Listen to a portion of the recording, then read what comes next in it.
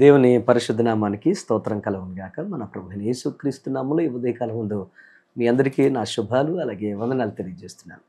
దేవుడు మీ అందరి జీవితాల్లో గొప్ప కార్యాలు చేస్తూ మిమ్మల్ని మరింతగా బలపరుస్తూ ఈ దినమందు మిమ్మల్ని సజీవ లెక్కలో ఉంచినందుకు మనల్ని అందరినీ సజీవ లెక్కలో ఉంచినందుకు సమస్త మహిమ ఘనత ప్రభువుకే చెల్లును గాక. ఈరోజు దేవుడు మన కోసం సిద్ధపరిచిన వాక్యాన్ని వాగ్దానాన్ని మనం ధ్యానం చేద్దాం.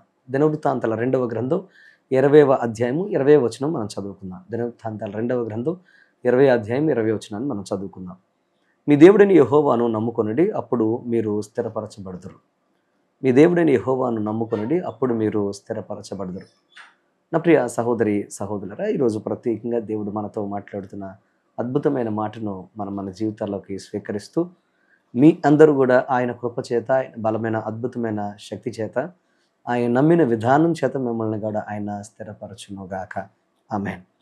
నా ప్రియ సహోదరి సహోదరులారా, స్థిరత్వము అనే మాటను మనం జాగ్రత్తగా గమనిస్తే అది నానా అర్థాలను మనం ఒకసారి చూస్తే దృఢత్వం, లేకపోతే మార్పు లేకుండా ఉండడం, అలాగే ఎప్పటికీ మారని ఒక అద్భుతమైన ఒక వ్యవస్థగా ఉండడం అనే విషయాన్ని మనం గ్రహించాలి.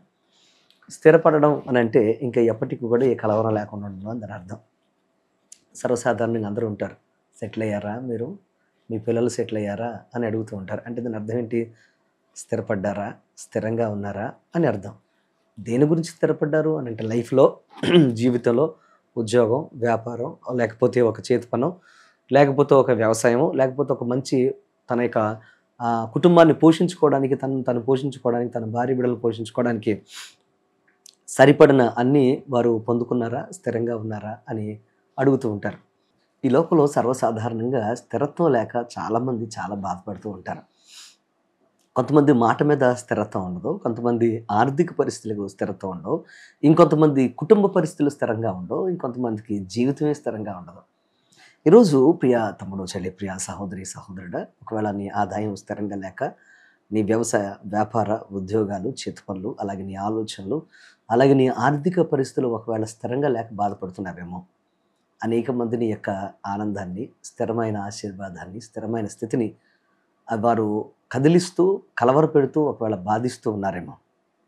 నిన్ను భారంగా భావిస్తూ, ఒకవేళ నువ్వు స్థిరపడకుండా ఏదో రకంగా నిన్ను పాడు చేయాలని ప్రయత్నం చేస్తున్నారేమో. ఈరోజు దేవుడు నీకు వాగ్దానం చేస్తున్నాడు. ఏంటయ్యానంటే, మనుషులు నమ్మి నేను స్థిరపడతాను, స్థిరపడిపోదాము అని ఆలోచించి ప్రయత్నం చేసిన ప్రతి ఒక్కరు కూడా విఫలం అవుతారు. ఎందుకనంటే ఏ మనిషి తనకు మించి ఎవరైనా ఎదిగితే తట్టుకోలేరు. ఏ మనిషి అయినా కానీ వారు ఎదుగుతూ ఉంటే ఇంకొంతమంది తట్టుకోలేరు. ఎందుకనంటే అసూయ మనస్తత్వం మానవ జీవితంలో ఎప్పుడు కూడా ఎదుటివారు పాడవాలనే చాలామంది కోరుకునేటట్లుగా వారిని ప్రేరేపిస్తూ ఉంటుంది. ఈరోజు ప్రియ తమ్ముడు, చెల్లి, ప్రియ సహోదరి సహోదరులారా, ఈరోజు దేవుడు మీతో మాట్లాడుతున్న అద్భుతమైన విషయాన్ని మీరు గ్రహించాలని మీకు మనం చేస్తున్నాను. మనుషులు నమ్ముకోవద్దు, కానీ దేవుణ్ణి నమ్మండి. ఆయన నమ్ముకున్న వారు ఎప్పుడు కూడా స్థిరపడతారు, వారిని దేవుడు స్థిరపరుస్తాడని ఆయన మాట్లాడుతూ ఉన్నాడు. సో ఈరోజు మనుషులు నమ్మిన వారు కంపల్సరిగా వారు అసూయ మాటల వల్ల, చూపుల వల్ల, వారి ప్రయత్నాల వల్ల, అసూయ పడడం వల్ల మోసపోతూ ఉంటారు. కానీ ఒకవేళ నువ్వు దేవుణ్ణి నమ్మితే దేవుడు తప్పకుండా నీ జీవితంలో నిన్ను మరింతగా అభివృద్ధి అవ్వడానికి ఆయన ప్రోత్సహిస్తూ మరింతగా నిన్ను ఆశీర్వదిస్తాడు. వాస్తవానికి మనిషి బుద్ధికి, దేవుని యొక్క ఆలోచనకు, మనం దేవుని యొక్క చిత్తానికి తేడా మనం గమనిస్తే, మనిషి తత్వం ఎప్పుడు కూడా ఏంటంటే, మనుషులు వారి జీవితాలు ఎదుగుతూ ఉంటే, అంటే నువ్వు ఎదుగుతూ ఉంటే నిన్ను పాడు చేయాలి, నువ్వు స్థిరత్వం లేకుండా నీ జీవితంలో అస్థిరురాలుగా చేయాలని ప్రయత్నం చేస్తూ ఉంటారు. అది మనిషి తత్వం. కానీ దేవుని తత్వం ఏంటంటే, దేవుడు నువ్వు ఎదిగే కొద్దిగా నిన్ను ఎదిగేటట్లుగా, నిన్ను ఇంకా ప్రోత్సహించి నువ్వు స్థిరపడేటట్లుగా, గొప్ప ఫలింపు పొందుకునేటట్లుగా చేయడం దేవుని తత్వం. ఈరోజు ఈ తేడా మీరు గమనించండి. అందుకోసం యోహాను సువార్త 15 అధ్యాయాలు అంటాడు, మీరు ఫలించాలి, ఫలించకపోతే మిమ్మల్ని నేను ఏం చేస్తానంటే నాలో నుంచి నరికేస్తాను, తీసేసి అగ్నిలో పడేస్తాను అని అన్నాడు. ఈరోజు నా ప్రియ తమ్ముడు, చెల్లి, ప్రియ సహోదరి సహోదరుడా, దేవుడు అందుకోసం వాగ్దానం చేస్తున్నాడు. మనుషులు నమ్ముకోకండి, నన్ను నమ్మండి. నన్ను నమ్మితే మిమ్మల్ని తప్పకుండా నేను స్థిరపరుస్తాను. ఈరోజు మీ జీవితంలో స్థిరత్వం కోసం ఒకవేళ కొట్టుమిట్టాడుతూ బాధతో ఉంటే దేవుని నమ్మి ఆ యేసయ్య నమ్మండి. ఆ యేసయ్య తప్పకుండా మిమ్మల్ని స్థిరపరుస్తాడు. ఆయన నమ్మిన అనేక మంది భక్తులను ఆయన స్థిరపరిచాడు. అబ్రహాము దేవుణ్ణి నమ్మాడు. ఆయన నమ్మాడు గనక అబ్రహామును అనేక దినాల పాటు, అనేక నెలల పాటు, సంవత్సరాల పాటు నడిపించి ఆయన వాగ్దాన దేశంలో ఆయన స్థిరపరిచాడు. ఆయన తనను స్థిరపరచడం మాత్రమే కాదు, తన పిల్ల తరాలని ఆ దేశంలో స్థిరపరిచాడు. ఈరోజు అబ్రహాము జీవితాన్ని మనం గమనిస్తే, అబ్రహాము తన జీవితంలో చూడని దాన్ని నమ్మి, చూసినట్లుగా విశ్వసించడం వల్ల తన జీవితంలో దేవుడు స్థిరపరిచాడు. అలాగే భక్తుల జీవితాన్ని మీరు జాగ్రత్తగా గమనించండి. దావీదును దేవుడు ఏం చేశాడు? ఆయన నడిపించి భయంకరమైన శత్రువు తనను తరిమినప్పటికీ శత్రువుని ఏం చేశాడు? నాశనం చేసి దావీదును స్థిరపరిచి రాజ్యం మీద చక్రవర్తిని చేసి దావీదుకు దేవుడు తోడుగా ఉండి తన యొక్క కుమారులకు రాజ్యాన్ని స్థిరపరిచాడు. అంటే దేవుడు ఎవరిని ఎన్నుకున్నా ఆయన స్థిరపరుస్తాడు. మీ జీవితంలో మీరు ఎవరైనా కానీ ఈరోజు ఆయన కృప కోసం ఆయన నమ్మి ముందుకు సాగితే మిమ్మల్ని తప్పకుండా ఆయన స్థిరపరుస్తాడు. పోషించడం మాత్రమే కాదు, బాగు చేయడం మాత్రమే కాదు, ఆయన నీకు తోడుగా ఉండి నిన్ను హెచ్చిస్తాడు అనే విషయాన్ని మీరు మర్చిపోవద్దని మీకు మనం చేస్తున్నాడు. ప్రియ తమ్ముడు, చెల్లి, ప్రియ సహోదరుడా, ఈరోజు నువ్వు స్థిరపరచబడడం ఆయన ఉద్దేశం. మీరు లూకాసు వార్త 15 అధ్యాయం 19 అధ్యాయాన్ని మీరు గమనిస్తే, లూకాసు వార్త 19 అధ్యాయంలో ఒక ప్రత్యేకమైన విషయాన్ని మనం చూస్తాం. అక్కడ మనం జక్కయ్యను చూస్తాం. జక్కయ్య అప్పటి వరకు అస్థిరమైన ఈ లోకంలో అస్థిరమైన సంపదను సంపాదించాడు, కానీ యేసయ్య తన ఇంట్లోకి వచ్చిన తర్వాత యేసయ్య తనని స్థిరపరిచి ఈ లోకంలో పరలోకంలో కూడా స్థిరమైన ఆశీర్వాదాలు అనుగ్రహించాడు.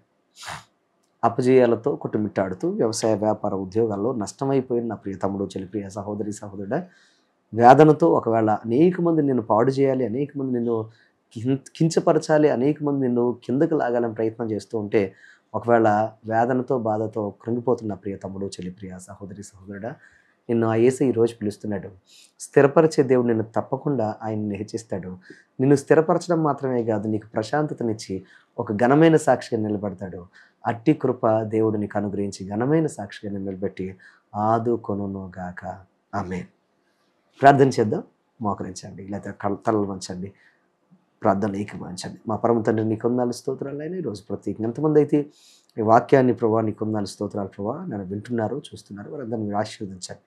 అవునైనా నువ్వు స్థిరపరిచే దేవుడు. అనేక మంది భక్తులను నేను నమ్మిన వారందరూ కూడా స్థిరపరచబడ్డారు. ఈరోజు ఎంతమంది అయితే స్థిరత్వం లేక ఆర్థిక పరిస్థితుల మధ్యన, కుటుంబాలలో, అలాగే వారి యొక్క నీకు వందనాలు ప్రభా చేతి పనుల్లో, వారి యొక్క భవిష్యత్తుల్లో, ఉద్యోగాల స్థిరత్వం లేక, చదువులు ఎంతమంది అయితే అన్స్టెబిలిటీగా ఉండి ప్రభా అల్లకల్లోలంతో అట్టుడిగిపోతున్నారు.